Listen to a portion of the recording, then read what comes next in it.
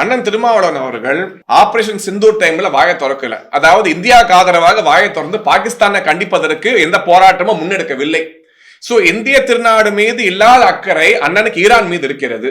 இன்னைக்கு ஈரான் மீது யாரு வார் தொடுக்கிறான்னா இன்னைக்கு அமெரிக்காவும் இஸ்ரேலும் போர் தொடுக்கிறார்கள்.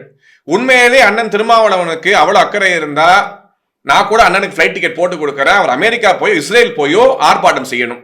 அதை விட்டுட்டு சென்னையில பேட்டி கொடுத்துக்கிட்டு இன்னைக்கு அவருக்கு இருக்கக்கூடிய நெருக்கடியை இன்னைக்கு வேங்கை வாயில போயிட்டு அங்க இருக்கக்கூடிய மக்களுக்கு குரல் கொடுக்க தைரியம் இல்லாமல் இங்கே நடக்கக்கூடிய நேற்று கூட சிவகங்கையில் நடந்ததுக்கு லாக்அப் டெத் 27 லாக்அப் டெத்துக்கு அதிகமாக சென்று கொண்டு இருக்கிறது.